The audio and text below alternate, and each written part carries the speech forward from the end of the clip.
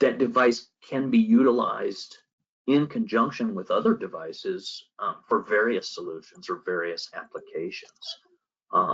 So, you know, for example, there might be a situation where an individual has natural supports and the natural supports are still at work, but they want to be alerted if the individual leaves the home and they want to know where they're going. So that could be combined with hypothetically a door sensor, which is going to alert the support that the front door has been opened, and then that could prompt that individual to text the device to see where the individual has gone, or be able to actually follow that individual through that GPS tracking should they have left the home. Did that kind of answer the question as it was asked? I believe so. Okay. Other questions that you guys have related to remote supports?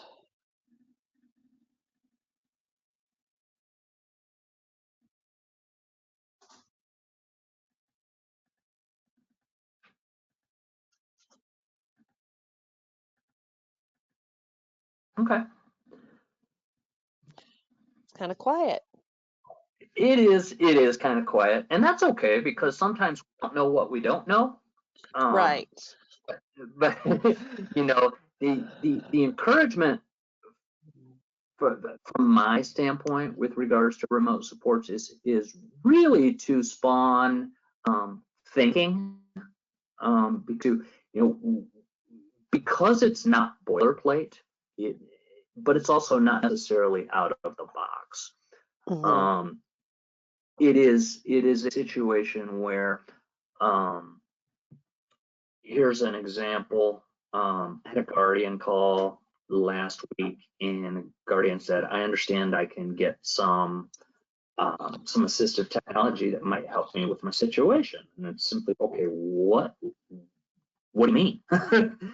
And the situation was that the individual had a little bit of a fear and anxiety of being alone, but yeah, family wanted him to begin trying to explore more alone time. And so what we have done is we have provided simply one indoor camera and one video doorbell and one PERS device. And what that allows for is that, and mom has tested this over about the past 30 days, it allows mom to be able to leave the home, go to Walmart, and if the individual is experiencing any anxiety, she is able to talk to her son right through the camera and be able to tell her son, I have my eyes on you, I see you, you're standing right in the kitchen and you're standing at the sink, and it's able to calm him. And he's learning that he can be safe alone. And the other part is that the video doorbell allows for, if someone comes to the door while no one's in the home and the individual is alone, the support is notified and able to see who's at the front door and communicate to her son who is at the front door, and it's safe to go answer it. So that's something, you know, it's a lot of it is exploratory. It's what is desired and what is currently being done now, and can remote supports provide a solution that allows it to be better.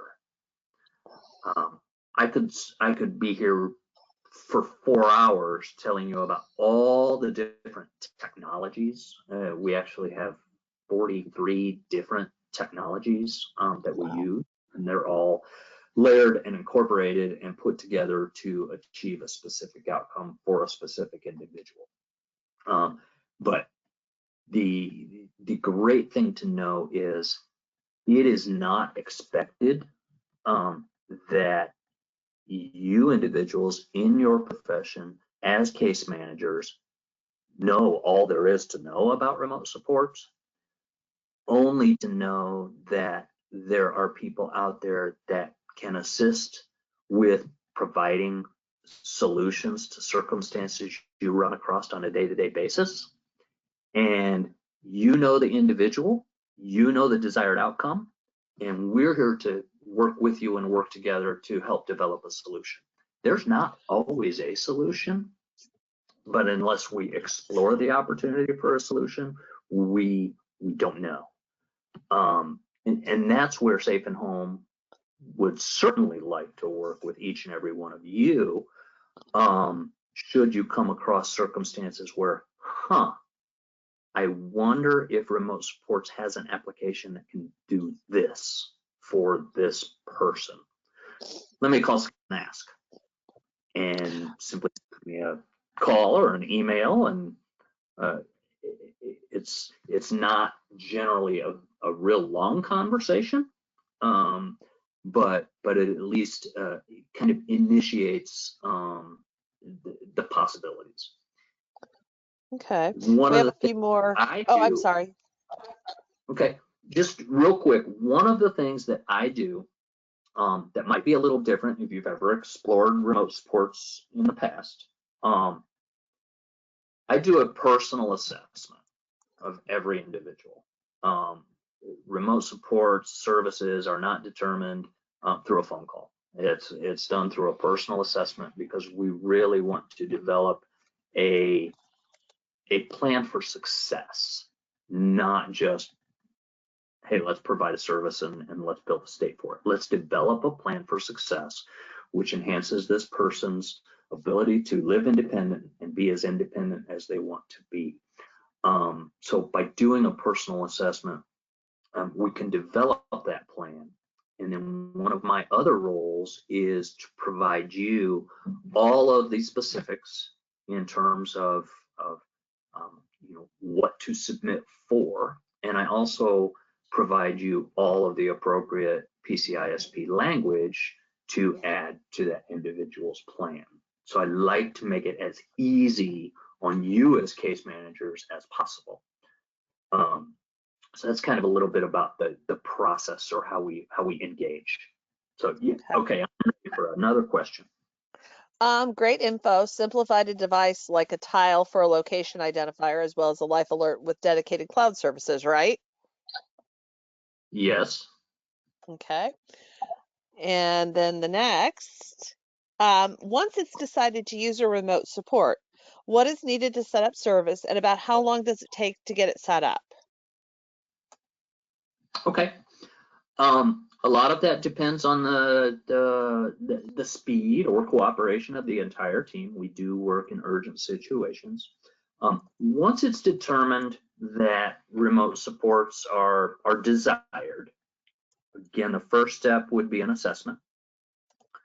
The second step would be to provide the proposal.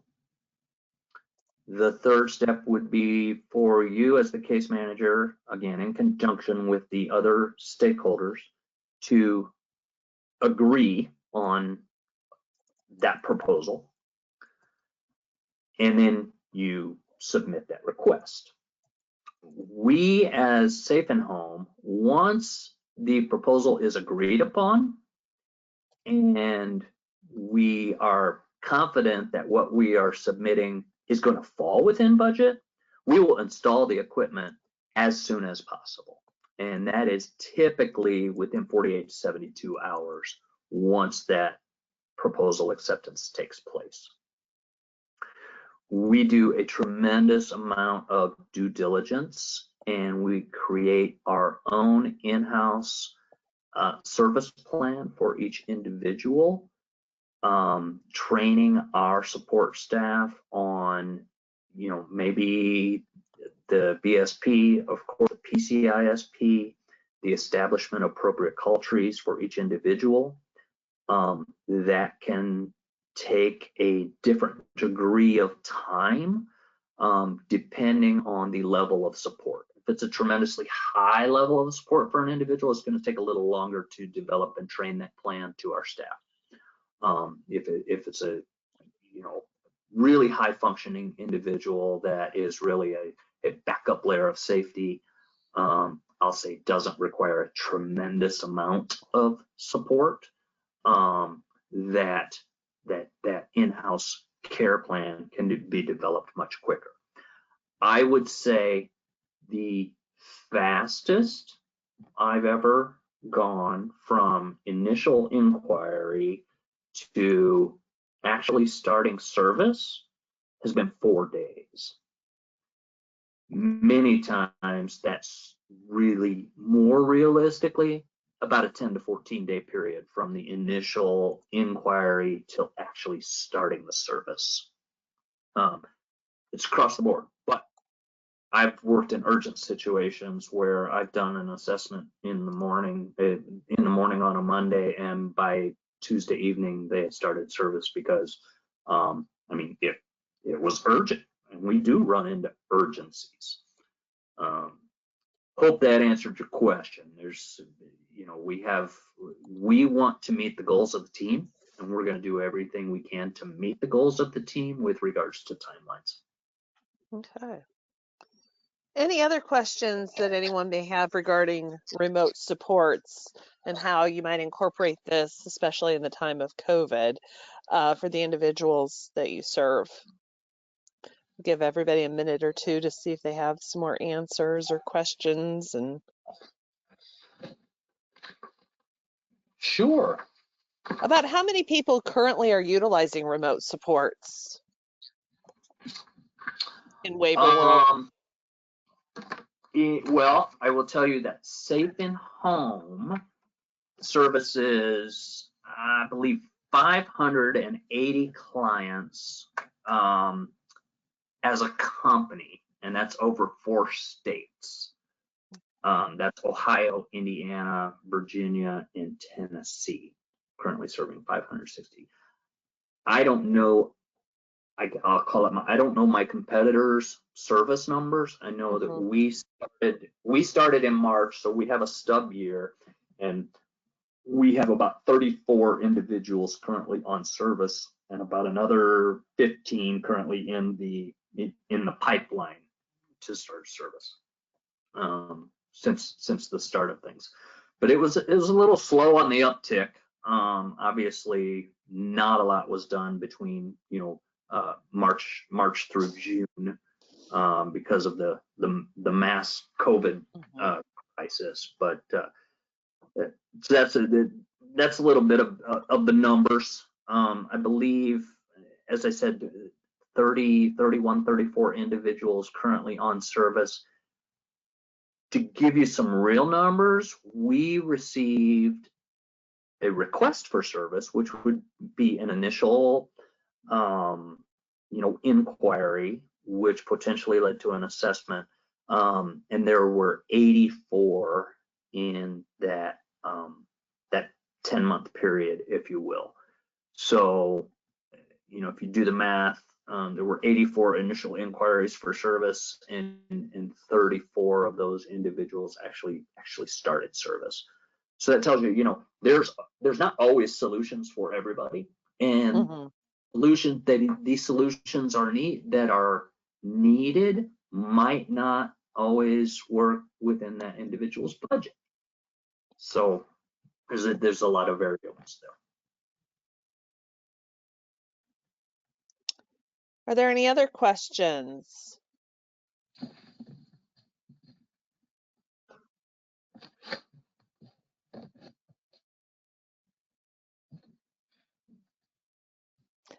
Okay. Couple things. Actually, I think I told Joy it'd be about 40 minutes, and we're at 10:41.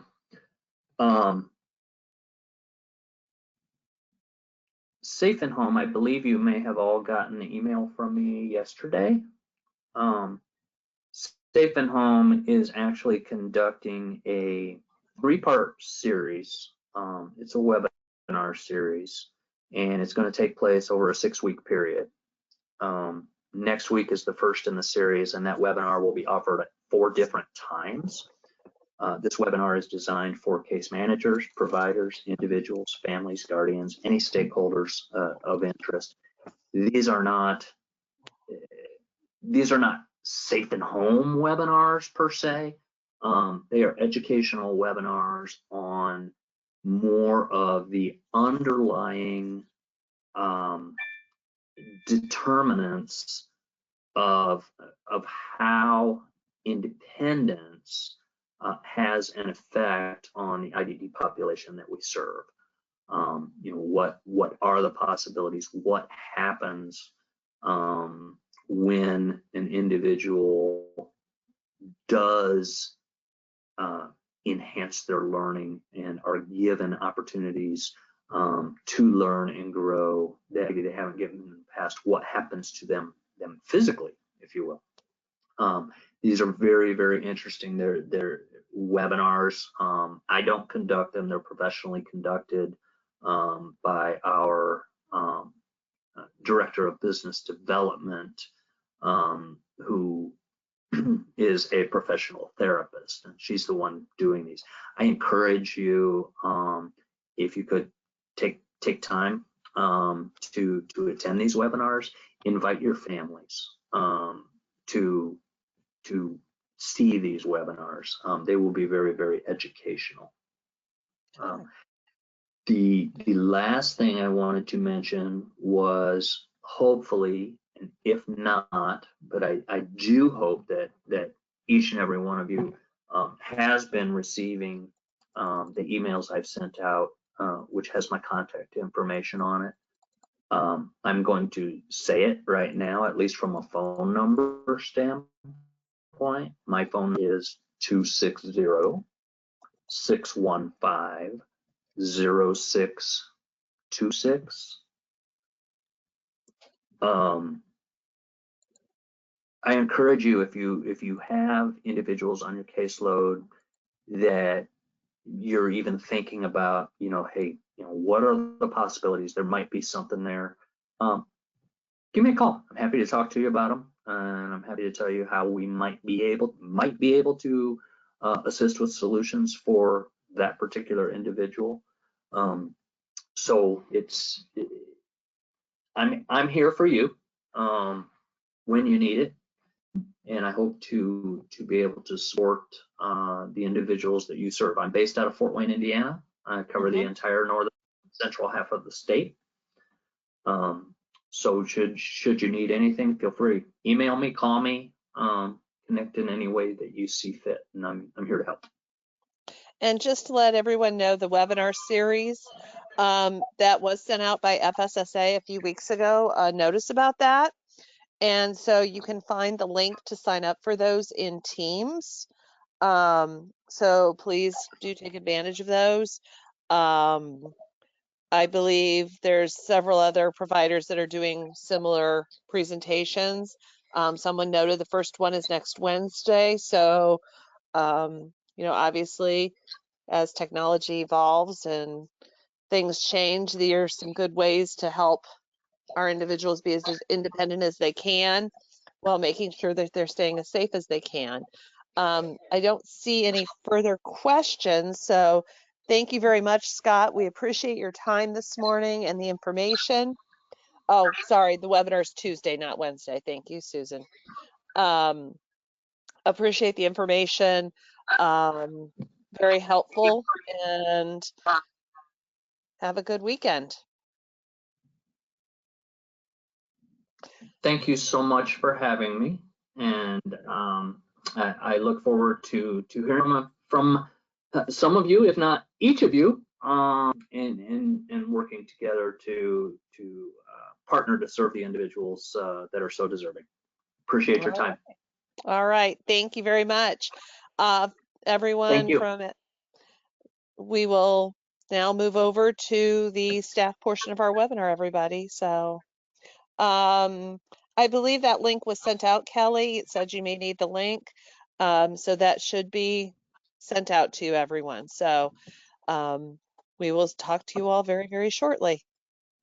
For those that are trying to find it on Teams and you haven't found an email, if you go to the all staff team on Teams and scroll down to the training channel, scroll all the way to the top of the post over on the right-hand side, and the first two items that are listed on the right-hand side are the training links for today's calls.